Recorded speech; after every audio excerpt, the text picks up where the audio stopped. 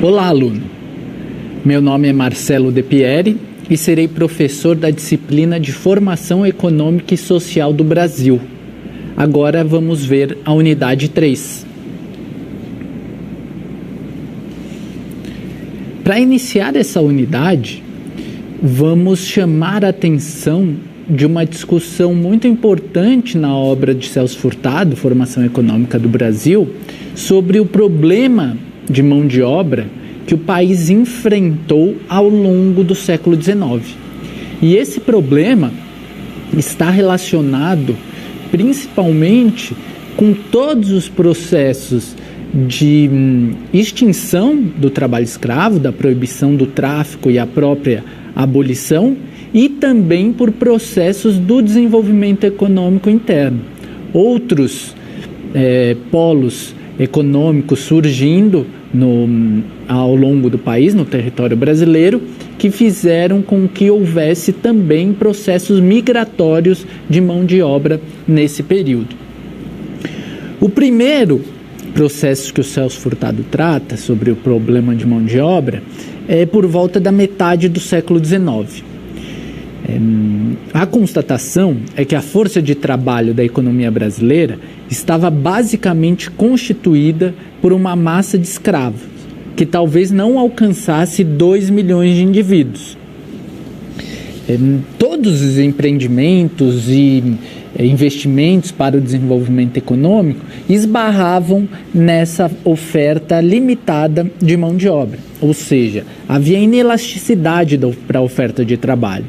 No primeiro censo de 1872, 1,5 milhão de escravos que existia no país.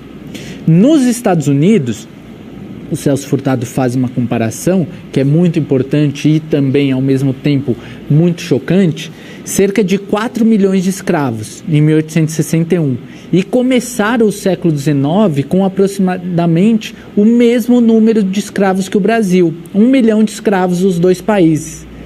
No entanto, a abolição de escravos nos Estados Unidos foi em 1863.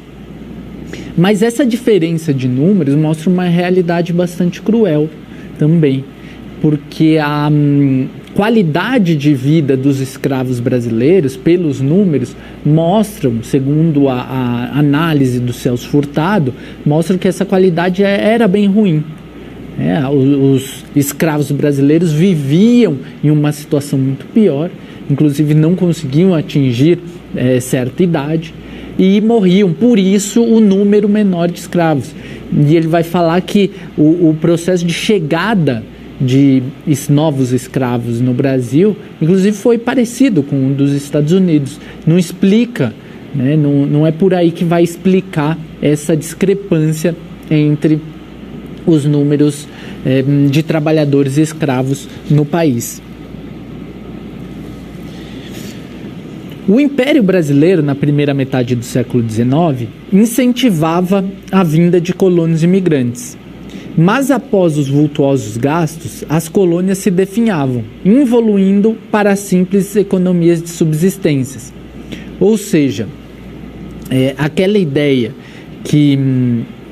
inicial de trazer imigrantes, ela não teve muito sucesso.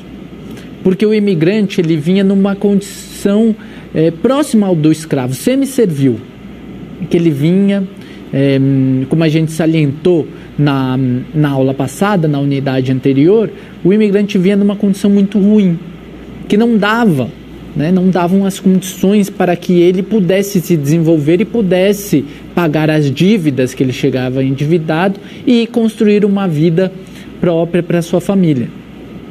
Esse processo, inclusive, gerou ações de outras nações.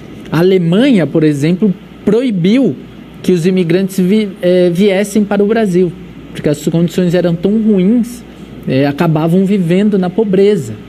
Isso foi muito comum, inclusive, no sul do país. Algumas colônias alemãs no sul do país proibiram no início a vinda de imigrantes, porque chegavam numa condição muito ruim e não conseguiam sobreviver. Nessa primeira solução, senador Vergueiro, o colono viria para trabalhar na grande lavoura e assumiria o pagamento dos custos de sua vinda e de sua família. No entanto, como a gente destacou, havia abusos dos fazendeiros brasileiros. Os imigrantes tinham muita dificuldade em pagar. Os países da Europa denunciando essa forma de trabalho. Inclusive, havia perda da colheita, poderia acarretar a miséria para o colono, dada a sua precária situação financeira. Então, ou seja, a liberdade desse colono era totalmente comprometida. Os pagamentos eram incertos dos custos da viagem, ele não tinha muita saída. Então, foi um processo que durou pouco e teve insucesso. Na Solução 2, em 1870, já era um pouco diferente. O Império ele arcaria com os custos de viagem dos colonos para a economia cafeeira. Os fazendeiros deveriam cobrir os custos de alimentação no primeiro ano. Pela primeira vez no Brasil, uma volumosa corrente imigratória de origem europeia, destinada a trabalhar nas grandes plantações agrícolas, estava acontecendo. Com a unificação política na Itália, indústrias têxteis do sul do país se desorganizaram com o conflito e essa imigração foi também uma solução para os desempregados italianos. O estado de São Paulo foi o principal receptor dessa mão de obra. Isso porque, então, essa imigração, na década de 1870, ela acabou dando certo por alguns fatores que a gente viu aqui. Primeiro, o papel do Império financiando esse processo. Além disso, não deixando isso somente para os fazendeiros e esses fazendeiros tendo que cobrar os colonos e esses colonos não conseguindo arcar com os custos. Os fazendeiros, nessa nova forma, eles arcavam com os custos de alimentação por um ano. Era uma coisa um pouco mais organizada e mais viável. E assim veio muitos imigrantes. Isso sim atraiu muitos imigrantes. Além do mais, teve a questão da Itália, do processo de unificação, crises na Europa, que geraram desempregos, altas ondas de desempregos, que esses imigrantes viram como possibilidade a vinda para o Brasil para trabalhar e conquistar sua autonomia. O estado de São Paulo, obviamente, foi o principal palco receptor desses trabalhadores imigrantes, principalmente os trabalhadores italianos nesse período, que trabalharam nas lavouras cafeeiras, e formaram toda uma importância da colônia italiana, cultural, eles trouxeram junto com essa mão de obra. E isso influencia as cidades, principalmente a cidade de São Paulo, até a atualidade. Outro problema tem a ver com a economia amazônica. A economia amazônica, ela ela entrou em decadência em finais do século XVIII. Houve uma desorganização do sistema de exploração de mão de obra indígena, que lá sempre foi predominante. O Pará ele conseguiu certo desenvolvimento com o desenvolvimento da cultura de algodão, que a gente viu na unidade passada, também, naquele período. E o cacau era um produto importante lá na região. Mas a Amazônia tinha um problema estrutural. Qual que era esse problema? A quase inexistência da população. Um território imenso, com mata, mas relativamente com pouquíssimas pessoas habitando o local. E nesse período, a borracha ela surge como um elemento, um produto muito importante para o desenvolvimento no capitalismo. E lá na Amazônia, com as seringueiras, era onde poderia se extrair a matéria-prima para esse produto, era muito abundante essa árvore. E esse período vai gerar um boom da borracha dentro do país. Esse período do boom da borracha, ele está totalmente relacionado com o desenvolvimento econômico vindo do capitalismo mundial, principalmente com a indústria automobilística, né? Por que era necessária a borracha como matéria-prima?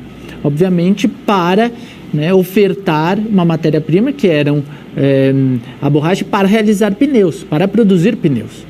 Então a indústria automobilística crescendo, principalmente nos Estados Unidos, e a borracha fazia essa função. E isso perdurou até, né, as primeiras décadas do século XX. Então a gente pode colocar, né, que durante o século XIX houve dois grandes movimentos migratórios. O primeiro dos imigrantes europeus, né, exigentes e ajudados por seus governos, chegavam à plantação com todos os gastos pagos, residência garantida, gastos de manutenção assegurados até a primeira colheita. O nordestino na Amazônia, que começava a trabalhar endividado, pois via de regra obrigavam-no a reembolsar os gastos com a totalidade ou parte da viagem, com os instrumentos de trabalho e outras despesas de instalação, semelhante ao regime de servidão. Então havia, né, para atrair os trabalhadores para a Amazônia, havia toda uma propaganda pelos agentes pagos pelos interesses da borracha. Quando o ciclo acabou, a miséria na região norte se generalizou. Então o que aconteceu? Enriqueceu-se um reduzido grupo e teve um desgaste humano muito grande, em uma etapa que o grande problema da economia era a oferta de mão de obra. Ou seja, o trabalhador da região norte, ele enfrentou diversos problemas. Um fluxo migratório que foi necessário para dar, né, suportar essa produção da borracha na região norte. Quem atendeu foram trabalhadores da região nordeste, fizeram um fluxo migratório para a região norte, para trabalharem na indústria extrativa. E ali o trabalhador nordestino, ele ficou muito solitário. O trabalho na região amazônica é muito solitário, é uma região muito grande. Na floresta, ele teve que enfrentar a mata, um clima diferenciado, ele teve que enfrentar as doenças. E quando essa produção evoluiu, ele caiu na solidão. Ele ficou lá, e aquele trabalhador, né, milhares de trabalhadores ficaram isolados, né, porque para uma região ser muito grande e sem muitas atividades. Atividades ficaram no baixo extrativismo, né, ou coisas muito pequenas. Então a pobreza, ela se desenvolveu ali na região amazônica.